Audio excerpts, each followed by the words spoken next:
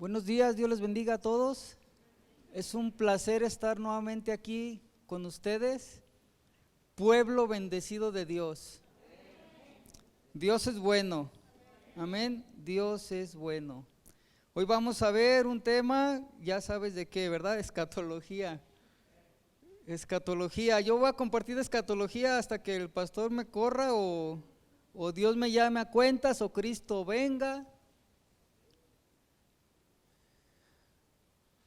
A mí me bendice estos temas porque, ya lo he dicho en alguna ocasión, me mantienen alerta, me mantienen vigilante, me mantienen, ahora sí que cuidando mi vida, cuidando mi vida espiritual.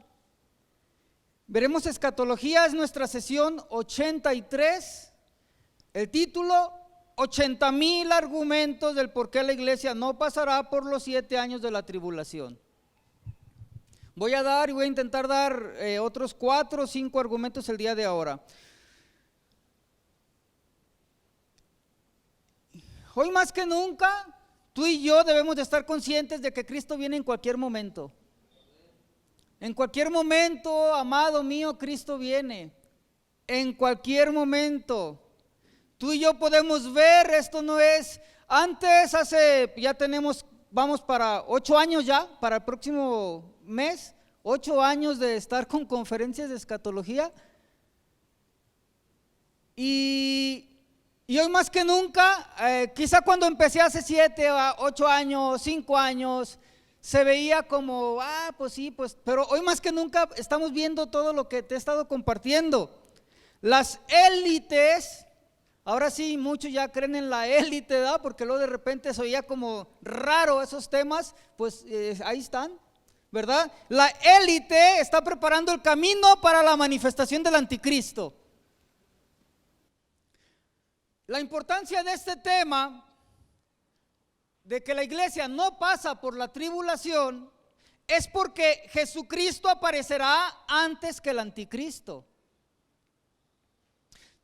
Si todo está preparado para que en cualquier momento se manifieste el anticristo, ¿cuánto no más estamos cerca de la venida de Cristo? ¿Sí me explico? En cualquier momento aparecerá el anticristo. La urgencia del tema es porque Jesucristo viene antes. Cristo viene antes por ti y por mí. Hemos visto 11 argumentos del por qué la iglesia no pasará por los 7 años de la tribulación. Argumento 1 del por qué la iglesia no pasará por la tribulación: por la naturaleza misma de la tribulación, dijimos, ya que la tribulación es un periodo de ira, juicio, indignación, oscuridad, destrucción, castigo, dolor, sufrimiento y muerte. La tribulación es lo peor que le va a ocurrir al ser humano. Dice Jesús mismo en Mateo 24, 21, que será un tiempo de dolor como nunca antes ha experimentado el ser humano. Sofonías 1:15 también lo dice, Jeremías 37, Daniel 12:1.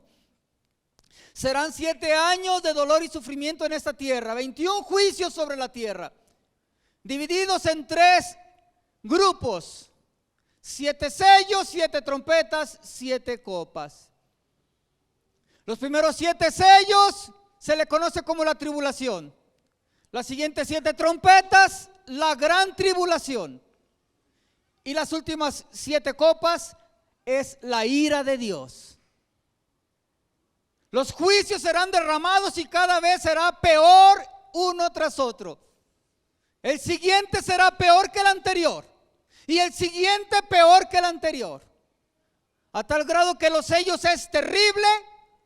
Las trompetas son peor y la copa de la ira de Dios, dice la palabra de Dios, que es el cáliz de la ira de Dios, la esencia, la sustancia de la ira de Dios derramada sobre la tierra.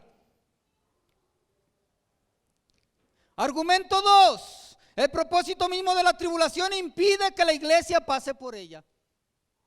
En este periodo Dios busca en primer lugar purificar a Israel, segundo lugar juzgar a los pecadores, tercer lugar castigar a las naciones y en cuarto lugar manifestar la rebeldía y la derrota de Satanás. En estos propósitos la iglesia tampoco tiene nada que ver. Argumento 3 del cual la iglesia no pasará por la gran tribulación y la tribulación es las 70 semanas de Daniel. Dimos 5 conferencias. Durante la semana 70 de Daniel, que es la gran tribulación, el actor principal es la nación de Israel, no la iglesia. Esta semana 70 está registrada en Jeremías 30, Daniel 9, Mateo 24 y Apocalipsis capítulo del 6 al 18, incluso el 19. La iglesia no tuvo parte en las primeras 69 semanas del trato de Dios con Israel. Son las 70 semanas de Daniel para Israel. Ya lo vimos en 5 conferencias. O solamente estoy dando el título, si te interesa alguno de los temas que estoy dando, se pueden conseguir. Entonces, pues, la iglesia no tuvo parte en las primeras 69 semanas del trato de Dios con Israel, que son las 70 semanas de Daniel para Israel. Y tampoco tendrá parte en la semana 70. La semana 70 de Daniel, que son 7 años, son los 7 años de la tribulación. La iglesia no tiene nada que hacer aquí. Argumento 4, Mateo 24, habla de la semana 70 de Daniel precisamente, y no es para la iglesia. Ya vimos más de 7 conferencias de Mateo 24, y todas han sido de manera superficial. Argumento 5 del por qué la iglesia no pasará por la grande tribulación es porque la iglesia es la novia, es la amada, la desposada, la protegida. Y vimos el estudio de Juan capítulo 14 versículo del 1 al 3 que dice: vendré otra vez. Y ese vendré otra vez nos ejemplificaba, ya lo enseñamos, acerca de la boda judía. La boda judía que vale recalcar y recordar que las fiestas de boda judía duraban 7 días, aproximadamente lo normal. Y la boda del Cordero dura también 7 días, pero de años. Mientras seremos arrebatados y arriba habrá 7 años de gozo, de pachanga y de alegría, aquí en la tierra habrá 7 años de sufrimiento. La iglesia es amada, protegida. Entonces pues tenemos el argumento 6, la promesa de protección de Dios. El periodo de la tribulación es llamado, de acuerdo a Sofonías 1:15, como un día de ira. Y Primera Tesalonicenses capítulo 5 verso 9, Dios promete a la iglesia que Dios no nos ha puesto para ira. En Romanos capítulo 5, verso 8 y 9, palabra de Dios dice: mas Dios muestra su amor para con nosotros en que siendo aún pecadores, Cristo murió por nosotros. Pues mucho más, estando ya justificados en su sangre, por él seremos salvos de la ira. La ira de Dios no es para la iglesia. Apocalipsis capítulo 3 verso 10 al 11 dice: por cuanto has guardado la palabra de mi paciencia, yo también te guardaré de la hora de la prueba que ha de venir sobre el mundo entero, para probar a los que moran sobre la tierra. He aquí yo vengo pronto, retén lo que tienes para que ninguno tome tu corona. Primero seremos arrebatados y protegidos. Y luego vendrá la ira de Dios, la tribulación, el trato de Dios con Israel, la semana 70. La iglesia es amada y protegida. Entonces pues tenemos el argumento 7, el ejemplo de Noé. Noé y su familia fueron protegidos. Dios cerró la puerta y luego vino el diluvio, el juicio. Nosotros primero seremos arrebatados, luego vendrá el juicio de Dios, la tribulación. Argumento 8, el ejemplo de Lot. Lot y sus hijas fueron protegidos. Los ángeles, ya lo vimos, las sacaron, las protegieron, las llevaron al lugar seguro. Y luego vino el juicio de Dios sobre Sodoma y Gomorra. Nosotros primero seremos sacados fuera, protegidos, asegurados. Luego vendrá el juicio de Dios. Argumento 9, el juicio del terremoto de Apocalipsis 16-18 es interesante porque este solo juicio echa por tierra el argumento o la teoría de que la iglesia va a atravesar por toda la tribulación. Porque en este solo juicio, dice la palabra de Dios, en palabra de Dios para todos, hubo un gran terremoto, el peor de todos desde que el hombre está en la tierra. Todas las islas desaparecieron y no quedó ninguna montaña. Aquí dice el juicio de Dios que hubo un gran terremoto y todas las islas desaparecieron. ¿Por qué? Porque ese gran terremoto va a provocar un gran maremoto. Y el maremoto es el tsunami. El tsunami se dejará venir y arrasará con todas las islas. La iglesia no puede estar aquí en la tierra porque tú y yo tenemos muchos hermanos en Cristo en muchas islas. En Cuba, en Japón, en Hawái, todas las islas hay hermanos creyentes. Si la iglesia pasara por este juicio, todos esos hermanos se van a ahogar. Y no puede ser posible. La iglesia de Cristo no puede estar en la tierra en este juicio. Por tanto, es imposible que esté la iglesia aquí. Seremos arrebatados antes de que este juicio caiga sobre la tierra. En el libro de Romanos vimos el camino romano de salvación, que es nuestro argumento 10 del por qué la iglesia no pasará por la gran tribulación. Cuando tú lees y estudias la obra de arte de la teología de Pablo, te vas a dar cuenta en el libro de Romanos que enseña categóricamente que la bendición, la vida eterna, la gloria, la honra y la paz son para la iglesia, para los creyentes. Pero en el mismo libro de Romanos dice que la ira de Dios, el enojo, la tribulación, la angustia será para el malo, para el pecador, para el que rechazó a Jesucristo. Entonces, pues, nuestro argumento 10 del por cual la iglesia no sufrirá el juicio de Dios es por la obra de arte de la teología de Pablo en Romanos. Argumento 11, el ejemplo de Enoc. Enoc agradó a Dios y Dios lo arrebató, y luego vino el juicio, el diluvio. Si tú lees la escritura, ¿verdad? En Noé, capítulo 5, luego viene capítulo 6 y viene el diluvio. Nosotros primero seremos arrebatados y luego vendrá el juicio, la tribulación. Argumento 12 que daré el día de ahora, del por qué la iglesia no pasará por la tribulación. Porque el Espíritu Santo y la iglesia detienen la manifestación del anticristo. Tú y yo, dice la palabra de Dios, que somos sal de la tierra y luz del mundo. Y tú y yo sabemos que la sal, una de las cualidades y virtudes de la sal es que la sal detiene la corrupción. Cuando tú quieres que la carne no se eche a perder, no se pudra, la llenan con sal. Porque la sal detiene la corrupción. La sal produce sed y hambre. Por eso muchos nutriólogos, cuando vas a cita, lo primero que te quitan es la sal. Y tú y yo somos sal de la tierra. Tú y yo producimos sed y hambre de Dios. La gente, cuando te vea a ti, cuando me vea a mí, debemos de producir en ellos sed y hambre de Dios. Ellos tienen que tener deseo de tener lo que tú tienes. Tú y yo debemos de ser capaces en nuestra manera de vivir santa y piadosa, amando al Señor. Tenemos que producir sed y hambre de Dios en la gente de afuera. Tú y yo tenemos que detener la corrupción, de maldad, de moralidad de este mundo. No podemos participar como ellos lo hacen. No podemos vestir como ellos visten, hablar como ellos hablan, hablar doble sentido como ellos lo hacen. Tú y yo estamos aquí para detener la corrupción.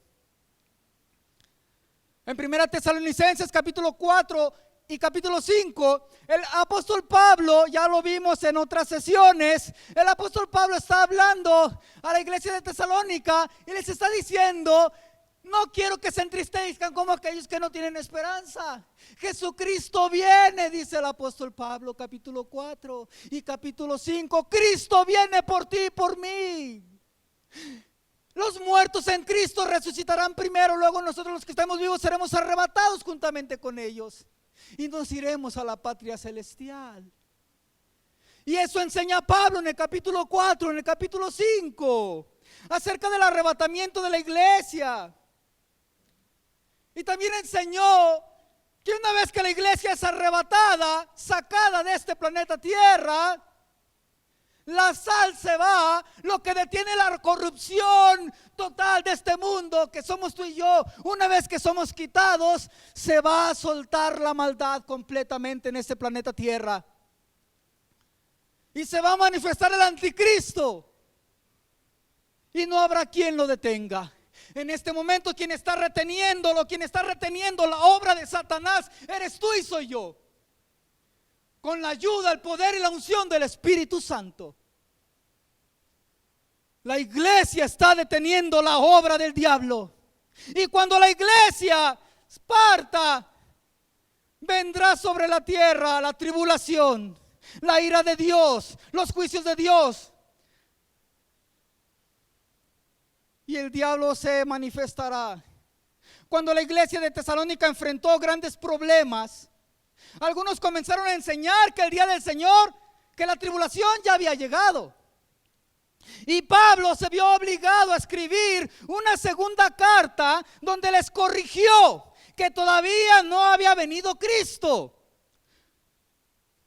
Por lo tanto, todavía no había venido el día del Señor, grande y terrible, dice la Escritura. El día del Señor, grande y terrible. El día del Señor se refiere en el lenguaje escatológico, bíblico, judío, hebreo, a el día de juicio de Dios. Y Pablo les dice, el día del Señor aún todavía no ha venido, que es la gran tribulación. Y ahora sí nos encontramos, Pablo al ver que la iglesia estaba confundida, perturbada, angustiada, Pablo tuvo que escribir una segunda epístola a la iglesia de Tesalónica. Y en el capítulo 2, verso del 1 en adelante dice: pero con respecto a la venida de nuestro Señor Jesucristo y nuestra reunión con Él. Aquí Pablo está hablándoles nuevamente lo que les había hablado en 1 Tesalonicenses capítulo 4 y capítulo 5. Jesucristo viene por nosotros. Nos vamos a reunir con Él. En el jarpazo nos va a arrebatar, nos va a llevar con Él y estaremos para siempre con el Señor. Y como empezaron a enseñar cosas raras y diferentes, Pablo escribe y les dice: pero con respecto a la venida de nuestro Señor Jesucristo y nuestra reunión con Él se refiere al arrebatamiento de la iglesia. Pablo les dice: tenemos una cita con el Señor. No se olviden de esto. Tenemos una cita con el Señor. Cristo viene, amado mío. Les dice Pablo a la iglesia de Tesalónica: tenemos una cita con el Señor. Viene por nosotros. El arrebatamiento ocurrirá primero, les dice Pablo. Y luego les escribe: os rogamos, hermanos, verso 2, que no os dejéis mover fácilmente de vuestro modo de pensar, ni os conturbéis, ni por espíritu, ni por palabra, ni por carta como si fuera nuestra, en el sentido de que el día del Señor está cerca. Nadie os engañe en ninguna manera, porque no vendrá sin que antes venga la apostasía y se manifieste el hombre de pecado, el hijo de perdición, el cual se opone y se levanta contra todo lo que se llama Dios o es objeto de culto, tanto que se sienta en el templo de Dios como Dios, haciéndose pasar por Dios. Pablo le escribe a la iglesia de Tesalónica porque se levantaron hermanitos enseñando de que ya estábamos en el día del Señor.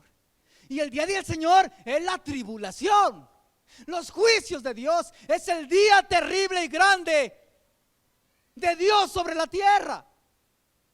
Y Pablo les escribe y les dice: no se dejen mover fácilmente de nuestro modo de pensar, ni se conturben, porque estaban perturbados, confundidos.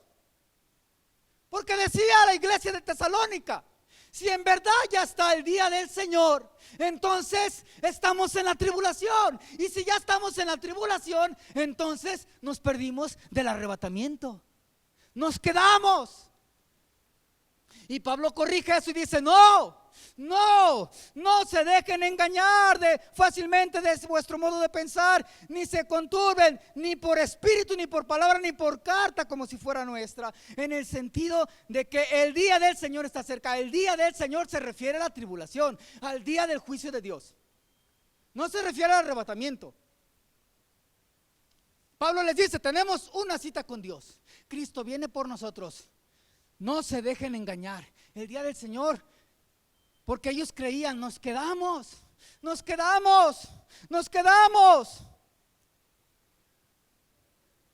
Pablo les dice, hermanos,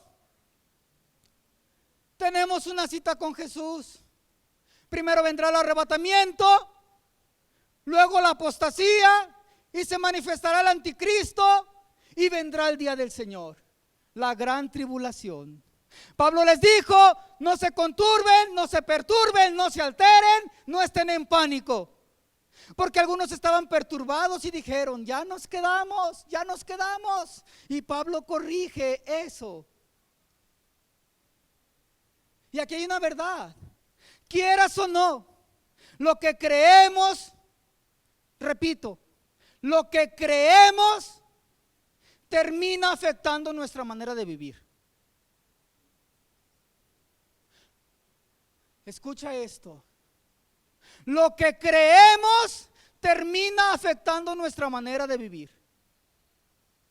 Por ejemplo, si alguien no cree que Cristo viene, en mi conferencia 83, espero que no haya ni uno solo, pero si hubiera uno, espero que no haya más de uno, que haya ninguno, pero si hubiera uno que me escucha, sí, y no cree lo que yo estoy hablando de que Cristo viene.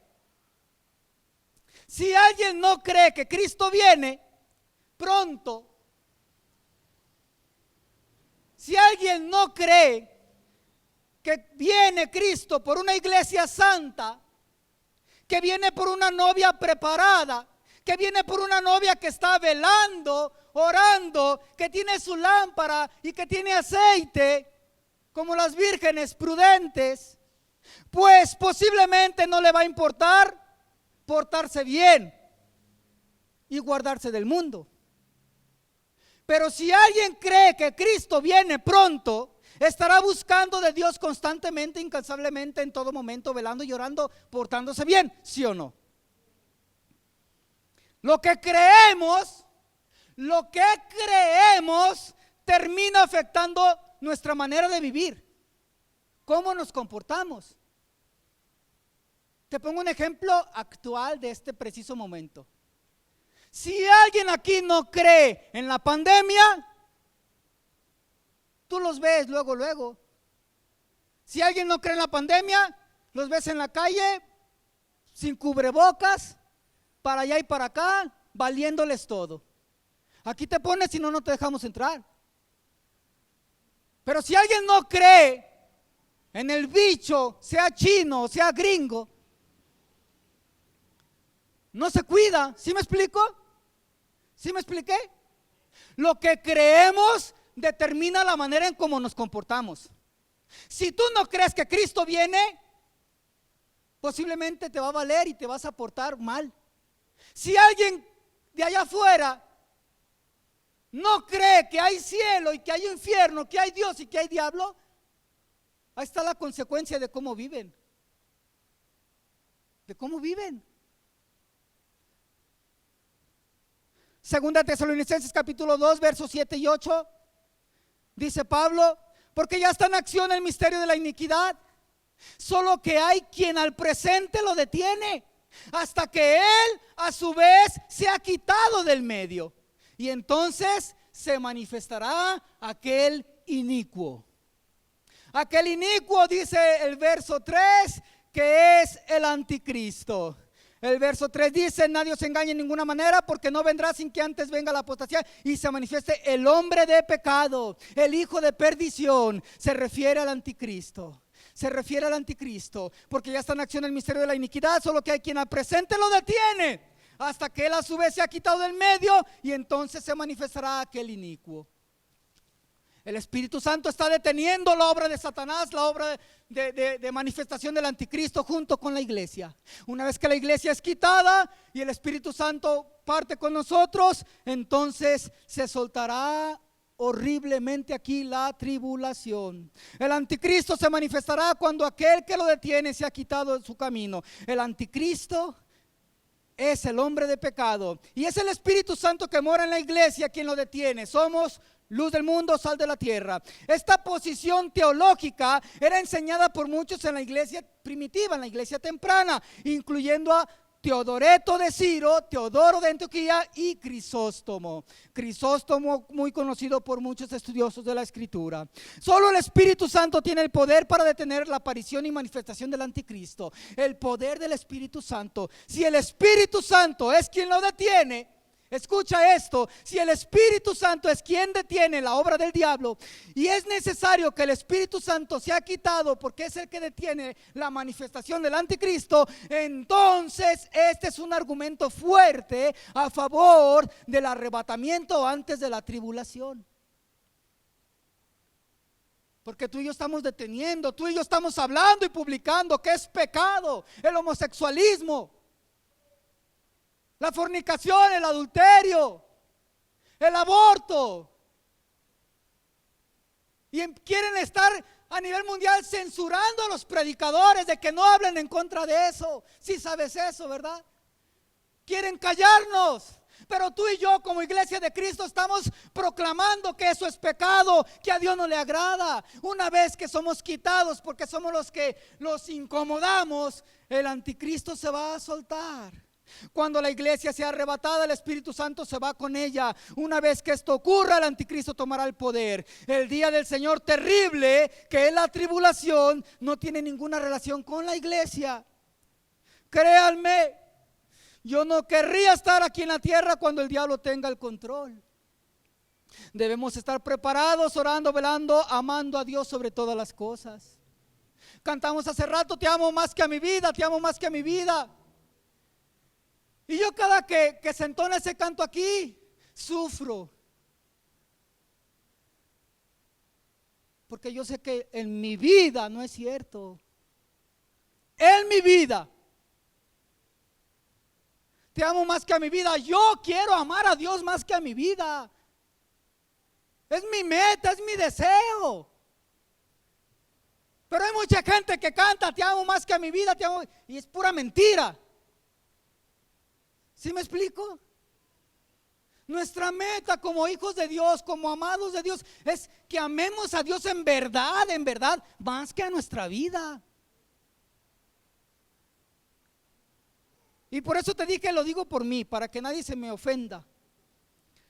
Argumento 13, me voy rapidísimo. Argumento 13 del por qué la iglesia no pasará por la tribulación es el ejemplo de los 24 ancianos de Apocalipsis. La Biblia menciona en Apocalipsis 4 y 5 la iglesia arrebatada antes de la tribulación de Apocalipsis 6. El rapto se produce en Apocalipsis 4, mientras que la tribulación comienza en Apocalipsis 6. En Apocalipsis 5 vemos a un grupo en el cielo que está cantando una canción que se describe como haber sido redimidos de cada tribu y lengua, pueblo y nación, y han sido hechos reyes y sacerdotes que reinarán en la tierra. Eso solamente aplica a la iglesia de Jesucristo. En Apocalipsis capítulo 1 versos 5 y 6 dice que Jesucristo, el soberano de los reyes de la tierra, al que nos amó y nos lavó de nuestros pecados con su sangre, nos hizo reyes y sacerdotes para Dios su Padre. ¿Quiénes son reyes y sacerdotes? La iglesia. ¿Por qué? Porque Jesucristo murió por nosotros y nos lavó con su sangre preciosa. Y en Apocalipsis capítulo 5 versos 8 y 10 de los 24 ancianos leemos: los 24 ancianos se postraron delante del Cordero y cantaban un nuevo cántico diciendo: digno eres de tomar el libro y de abrir los sellos, porque tú fuiste inmolado y con tu sangre nos redimiste, nos has redimido para Dios de todo linaje, lengua, pueblo y nación, y nos has hecho para nuestro Dios reyes y sacerdotes y reinaremos sobre la tierra. No estaban en el cielo en Apocalipsis capítulo 2 y 3, pero sí están en el cielo en Apocalipsis 5. El grupo que está cantando es identificado como 24 ancianos que rodean el trono de Dios, cuyos tronos se menciona en Apocalipsis 4:4. Dice 4:4 Apocalipsis: y alrededor del trono había 24 tronos, y vi sentados en los tronos a 24 ancianos vestidos de ropas blancas, con coronas de oro en sus cabezas. Ancianos sentados con ropas blancas, con coronas de oro en sus cabezas. Estos ancianos son significativos porque están sentados, vestidos, coronados. Lo mismo que se sucederá a la iglesia. Son llamados ancianos como se les llama a los líderes de la iglesia. Están sentados en tronos como la iglesia lo estará. Efesios 2:6 dice: asimismo nos hizo sentar en lugares celestiales con Cristo. Apocalipsis 3:21: al que venciere le daré que se siente conmigo en mi trono, así como yo he vencido y me he sentado con mi Padre en su trono. Y están también estos 24 ancianos, están vestidos de blanco como la iglesia lo estará. Apocalipsis 19:8: y a la iglesia se le ha concedido que se vista de lino fino, limpio y resplandeciente, porque el lino fino es las acciones justas de los santos. Y llevan la corona del vencedor, como también la iglesia la llevará. 2 Timoteo 4:8: la iglesia será coronada con la corona de justicia. Entonces pues, estos ancianos no pueden ser ángeles, porque Apocalipsis 5:9 dice que son de la tierra. No pueden ser patriarcas de Israel, porque Apocalipsis 5:9 dice que son de todo linaje, lengua, pueblo y nación. Y forzosamente tiene que ser la iglesia, porque Apocalipsis 5:9 dice que son redimidos con la sangre del Cordero. Y los únicos redimidos con la sangre del Cordero es la iglesia de Jesucristo, tú y yo. Tú y yo. Apocalipsis 1, Apocalipsis 2 no aparece. En Apocalipsis 4 y 5 está la iglesia, 24 ancianos. Todos los eruditos concuerdan que estos 24 ancianos se refiere a la iglesia de Jesucristo. Estos 24 ancianos no se encuentran en ninguna de las 4 visiones del Antiguo Testamento en el trono de Dios. Así que es un grupo nuevo que está en la morada del cielo. Apocalipsis 4:10: los 24 ancianos se postraron delante del que está sentado en el trono y adoran al que vive por los siglos de los siglos, y echan sus coronas delante del trono diciendo: Señor, digno eres de recibir la gloria, la honra, el poder, porque tú creaste todas las cosas. Los grandes eruditos concuerdan que este grupo solamente puede referirse a la iglesia que ha sido recién arrebatada. Apocalipsis 1 y 2 no aparece estos 24 ancianos. En el 4 y 5 aparece la iglesia representada en estos 24 ancianos. Y en Apocalipsis 6, capítulo 6, versículo 1, comienza la tribulación. Jesucristo desata el primer sello, aparece el cabello blanco, ¿verdad? Y el que lo monta con un arco, una corona, salió venciendo y para vencer. Ese es el anticristo. Ahí empieza la tribulación. Ya vimos 13 argumentos por los cuales la iglesia no puede pasar por la gran tribulación. Continuaremos para la próxima. Dios me los bendiga.